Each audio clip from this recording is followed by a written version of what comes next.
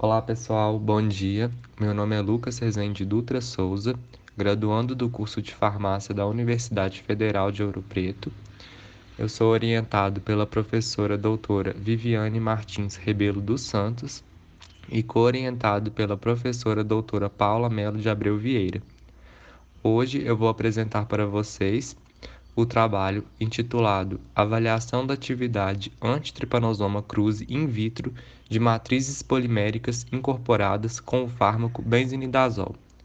Este foi um trabalho executado no Laboratório de Produtos Naturais e de Síntese Orgânica e também no Laboratório de Morfopatologia. A doença de Chagas constitui um sério problema de saúde pública na América Latina e em regiões não endêmicas. Possui como agente etiológico o Trypanosoma cruzi, um protozoário hemoflagelado que pode ser transmitido por diversos mecanismos. Segundo a Organização Mundial de Saúde, cerca de 10 mil mortes ocorrem anualmente devido à doença de Chagas e, atualmente, somente o benzenidazol é disponibilizado para o seu tratamento no Brasil.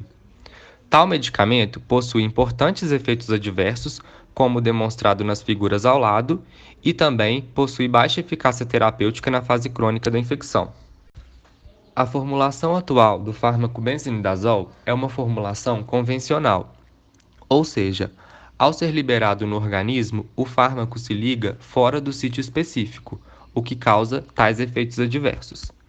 Além disso, o fármaco possui algumas características que dificultam o sucesso terapêutico, bem como baixa biodisponibilidade, difícil solubilidade, baixa penetração intercelular e baixa especificidade, sendo assim necessário o desenvolvimento de novas formulações para que seja feito um tratamento adequado.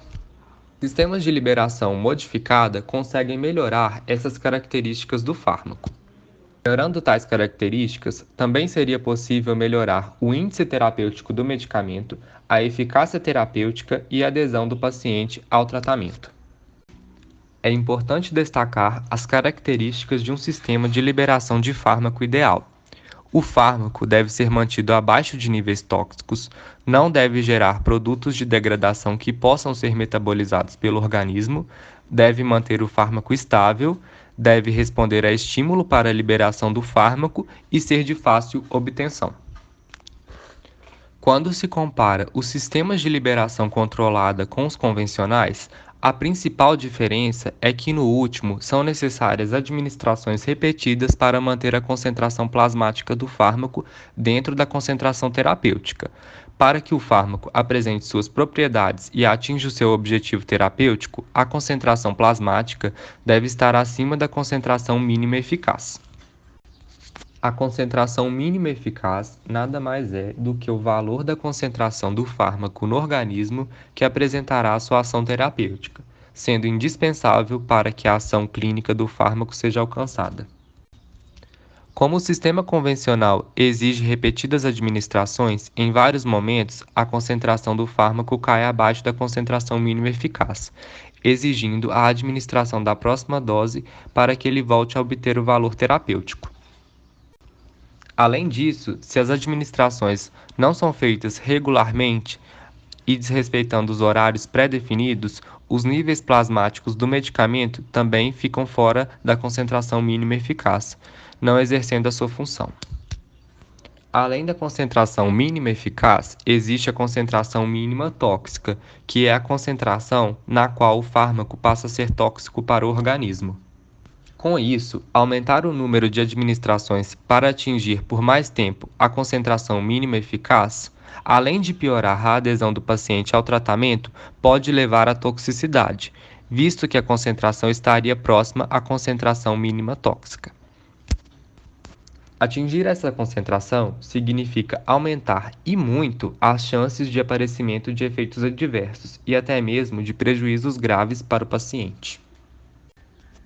Além do sistema de liberação controlada de fármacos servir para a diminuição do número de doses, também pode servir como vetor, levando o fármaco para o sítio de ação específico, permitindo a otimização da velocidade de cedência e do regime de dosagem das substâncias. Com isso, as formas farmacêuticas que possuem esse sistema têm maior margem de segurança, uma vez que o organismo não entra em contato com altas concentrações do fármaco. Outra vantagem é a melhora da estabilidade do fármaco, uma vez que o vetor protege o princípio ativo do ácido gástrico. Os polímeros possuem diversas propriedades químicas e físicas e por isso têm sido utilizados como excipientes em diversas formulações farmacêuticas, visando a formação de sistemas de liberação controlada de fármacos. As modificações químicas em polímeros visam melhorar o perfil de liberação controlada ou sustentada, podendo influenciar na interação do fármaco com o organismo, prolongando-se a sua ação. Alguns fármacos, como o benzinidazol, não conseguem atingir o seu alvo de ação de forma eficaz e, à medida que percorrem o organismo, interagem com outros receptores, causando os efeitos adversos. A incorporação de fármacos em diferentes matrizes visa diminuir ou até mesmo abolir esses efeitos.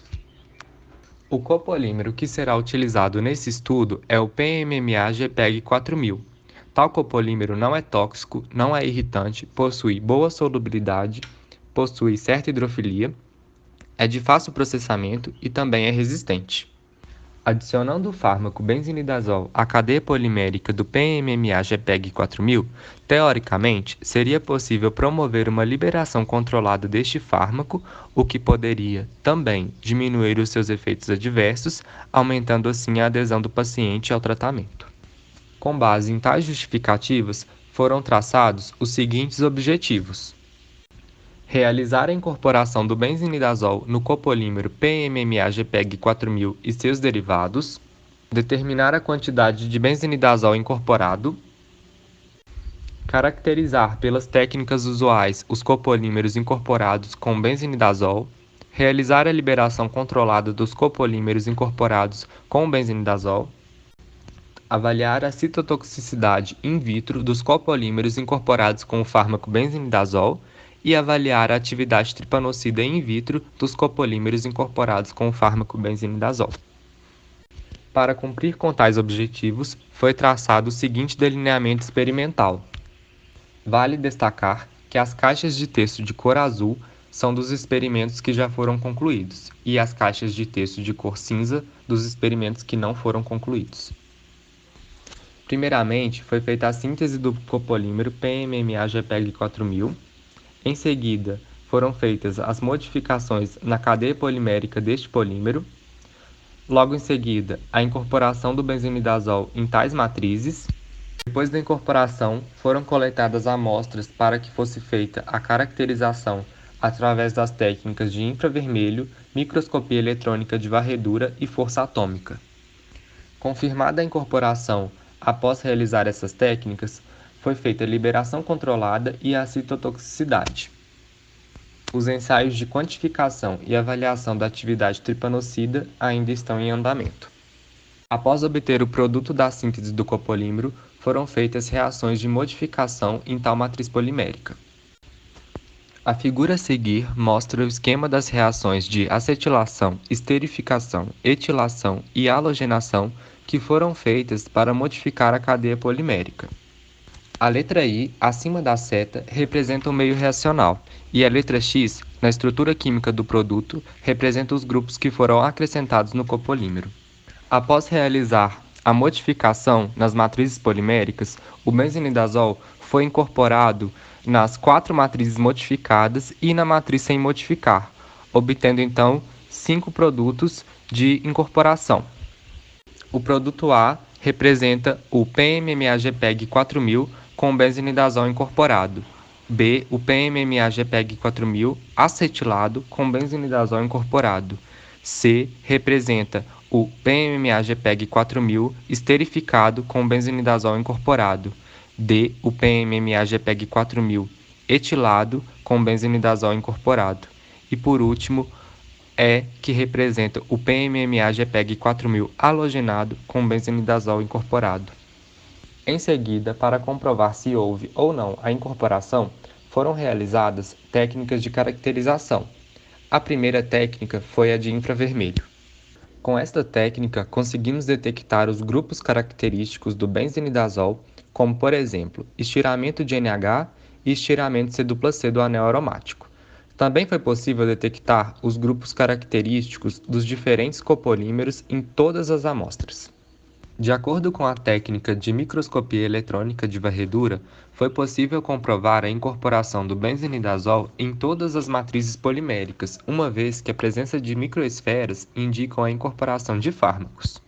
Na fotomicrografia A, podemos ver o padrão particulado do fármaco benzenidazol puro, antes da incorporação. As fotomicrografias de B a F representam o fármaco benzenidazol incorporado nas diferentes matrizes poliméricas. De B a F, indiquei com setas vermelhas as microesferas de benzenidazol encontradas nos diferentes copolímeros. Também foi possível comprovar a incorporação através da técnica de força atômica. Tal técnica permite o reconhecimento da textura e rugosidade da superfície de matrizes poliméricas. Um maior número de pontos brancos indica que há substâncias adsorvidas em tal superfície. De A a E são matrizes poliméricas sem o fármaco benzenidazol. De F a J com o fármaco benzenidazol. A partir dessas observações, podemos ver que os pontos brancos aumentaram após a incorporação, comprovando-a. Comprovada a incorporação, foi feito o ensaio de liberação controlada por 72 horas a 37 graus Celsius sob agitação em solução tampão de pH 3 e pH 7,3, simulando, nessas condições, o corpo humano. De maneira geral, no ensaio em pH ácido, podemos observar que inicialmente o fármaco é liberado de quase todas as matrizes poliméricas mais rapidamente, e depois de certo tempo a concentração permanece constante, com exceção do copolímero acetilado, representado pela cor azul, que liberou o fármaco mais lentamente e somente depois a concentração permaneceu constante. Já no ensaio em pH neutro, podemos observar que, de maneira geral, o fármaco é liberado mais lentamente, e somente depois de horas ou de mais de um dia, no caso dos copolímeros acetilado e esterificado, a concentração permanece constante. Também foi feito o ensaio de citotoxicidade pelo método da sulforrodamina B. Tal ensaio foi realizado em fibroblastos humanos da linhagem MRC5. Observando o gráfico, no eixo Y encontra-se a porcentagem de viabilidade celular e no eixo X as diferentes concentrações. A linha tracejada representa o limite de citotoxicidade, ou seja, viabilidade de 70% das células. De acordo com os resultados, nenhum dos copolímeros com o fármaco benzenidazol incorporado foi tóxico, mesmo nas concentrações mais altas, visto que, em todos, a viabilidade encontra-se acima da linha tracejada. De acordo com os resultados que já temos, podemos concluir que as caracterizações e o aspecto físico confirmam que as reações de incorporação ocorreram de forma efetiva. Modificações realizadas na cadeia do copolímero têm grande influência na força de interação da mesma com o fármaco e com a incorporação. A incorporação do benzenidazol nas cadeias do copolímero induz a formação de microesferas, evidenciando a eficiência de incorporação. O benzenidazol é liberado de maneira mais adequada em pH neutro. E, por fim, nenhum copolímero foi tóxico para as células humanas, indicando uma maior segurança. Gostaria de agradecer a todos pela atenção e, em especial, agradecer aos integrantes do Laboratório de Morfopatologia, do Laboratório de Produtos Naturais e de Síntese Orgânica e aos demais colaboradores pela oportunidade e parceria. Muito obrigado.